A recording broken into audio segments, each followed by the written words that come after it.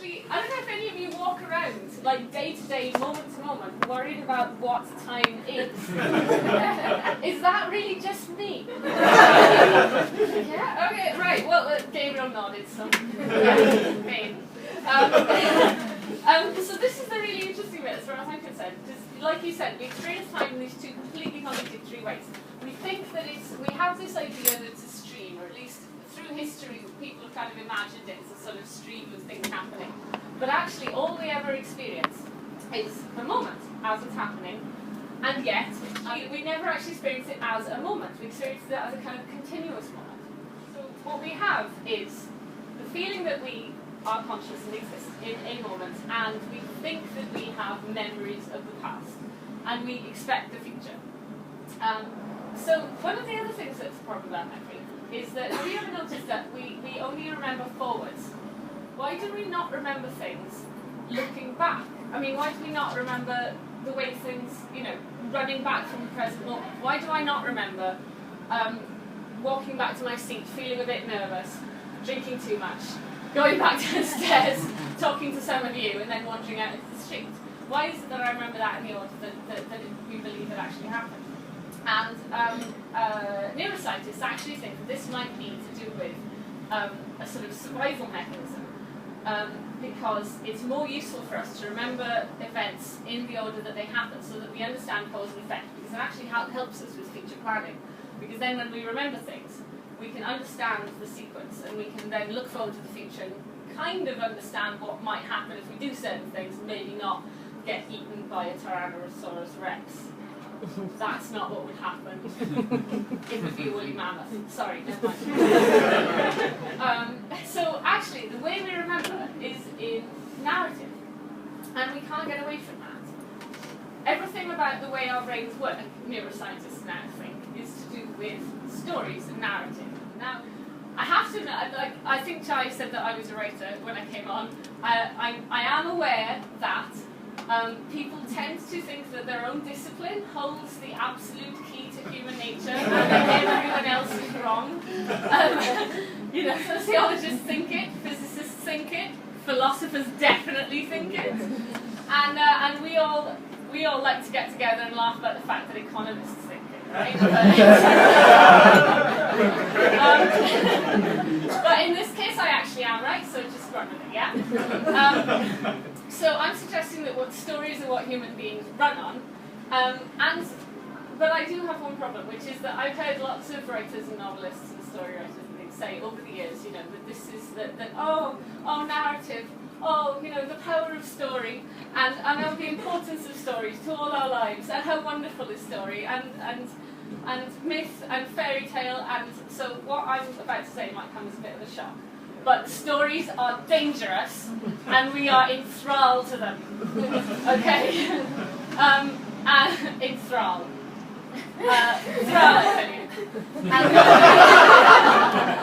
Nobody wants to be in Thrall. If Thrall was a holiday destination, it would be Western Superman. Or Kabul.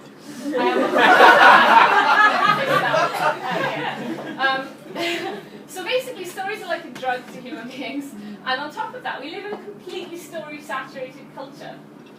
So we have lots of ready-made stories to draw on when we're making up all of these narratives about our lives. And in fiction, all change is meaningful.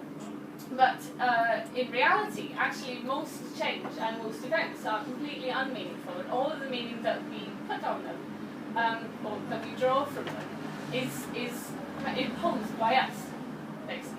And then the stories that we tell ourselves about the world cause us to react in particular ways to events, or cause us to maybe treat people in particular ways that are based on the stories that we tell about them. Yeah? So our tendency, actually, no, it's not even a tendency, it's compulsion. Our compulsion to tell stories and to see narratives in events means that we have both sort of massive cultural level stories, like the clash of civilizations and the war on terror, or the global debt crisis, which actually kill thousands of people and leads to huge amounts of suffering. And then on a personal level, I think a lot of people are already aware of the fact that, say, the stories that we get told about, teens vampire romance novels are are actually kind of bullshit and incredibly dangerous if you let them too far into your head. Because we all kind of know that any teenage girl who thinks that it's romantic for a boy to control them completely and then devour them so that you can be together for all time is going to be in trouble one day. So actually people are used to this idea that sort of that narratives around say love and romance are actually kind of imposed on us. They don't really fit the way that we actually experience relationships with other people. But you don't need stories to come from films and books and TV in order to harm you, although sometimes they do, a lot of the time. Because your brain is a narrative machine, you will make up your own stories, and some of those will be complete bullshit too. Say you live next door to someone, you've got a next door neighbour, and basically your next door neighbour kind of seems like an arsehole. And you've heard him shouting at his kids. He never smiles, he never says hi when he's taking out the rubbish, and his wife ignores you as well.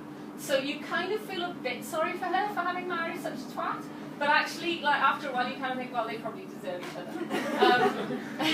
So one day you get home and you see that your cat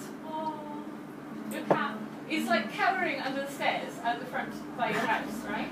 And she looks really really upset, and then you pick her up and it looks like somebody kicked her. And then every time you turn to touch her, she's like really scared, and you're furious because someone has hurt your cat. And then you remember that you see that the neighbour's home, and you remember that he shouted at you before when the cat shit on his lawn. And you look, and you just sort of have a quick look, and actually then you see that there is a massive pile of cat shit right outside his front door. And you put two and two together, and you think, fuck, it was him. He like kicked my cat. And you can see him like coming up the garden path and seeing the cat shit and then kicking her. And you are, as a civilized grown-up adult, which he is not, you are fucking furious, and then you go and key his car. Perfectly, reasonable reaction. In the meantime, the story as your neighbour sees it is that there is this crazy cat lady next door who lets her cat shit everywhere, and she doesn't even take the cat inside when she goes out, which is really unfair on the cat actually, because you came home earlier and there were these kids from down the road and they were teasing it, and then you think they were trying to hurt it, and anyway, and then and it's really, really not okay. And then you look out the window and holy fuck, crazy cat lady, what is she doing? Oh my god, call the police. She keyed my car. So the point is, you said that was fine. You said I should just tell that story. The important thing is to be aware of the fact that stories are the way you construct the world. And if you know that you're doing it, if you know that everyone around you is doing it, you can maybe pay attention to some of the narratives that you're actually trapped inside, and some of the narratives that other people are trying to force on you, some of the characters that other people are trying to get you to play, or some of the characters that you're playing yourself. And I think there are multiple narratives, but basically you should watch out because stories are really dangerous, and don't trust them. That's.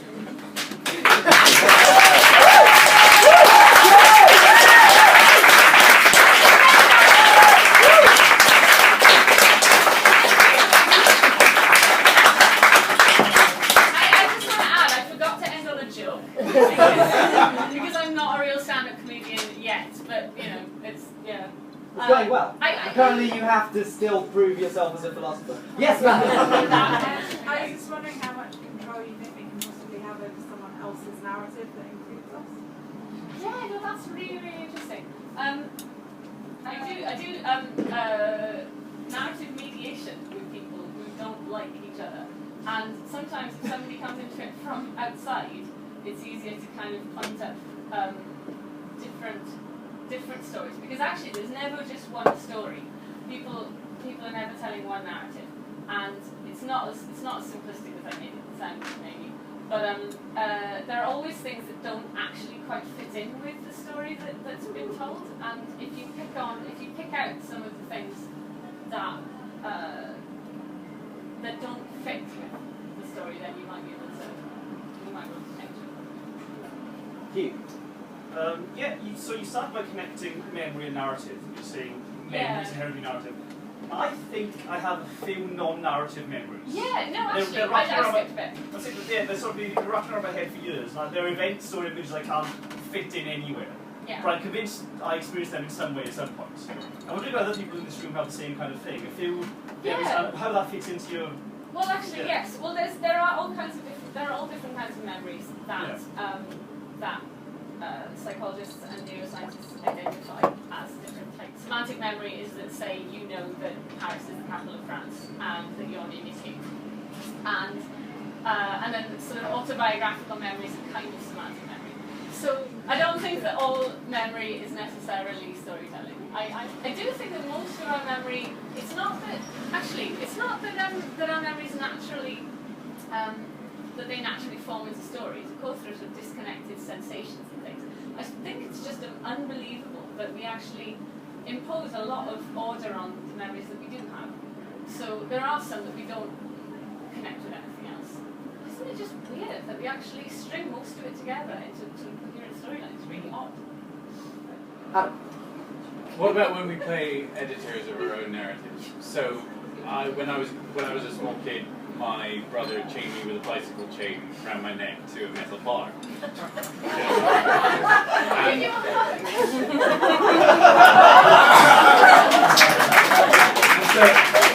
And so for years I had this memory of this happening, and the lightning storm that happened, and the hours before my parents came home, and my neighbour coming and hacksawing me out of it.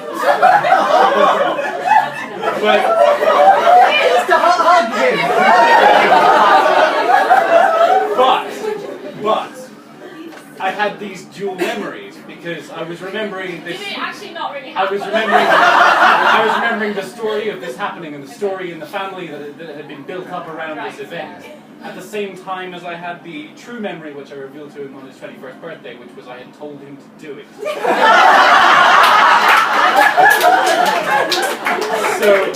I thought you had too much. So what about when we play editors to our own memories? What about when we change our own narrative? That's a similar question to the one I was asked. Yeah. Yes. Yes. Well, memory is a lot more elusive than I sort of make it out to be. But that's kind of building a sort of social narrative around memory that is completely separate to the facts. But that happens. We have one more question from a lady who's had a hand up for ages. Go ahead. Hi, hello. Yes, I wanted to ask, from the writer's point of view, if narrative is so dangerous, what is the role of the writer? Is it just that the writer has a greater compulsion towards narrative than the ordinary member of the public? Or is their job to somehow either reinforce or subvert the narrative? Yes. The answer is yes, you should subvert narrative. I thought you weren't going to finish with that because that was going to be what I was going to say.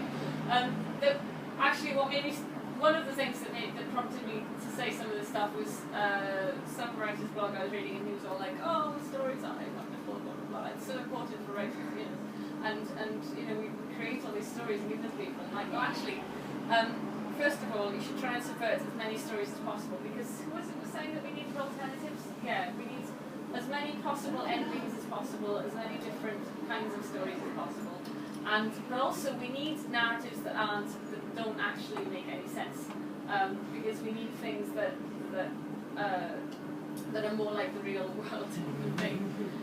they don't follow the neat sort of storytelling narrative, reversals and heroes and villains and stories that make sense in the way that we expect them to make sense. So yeah, I think you should subvert it.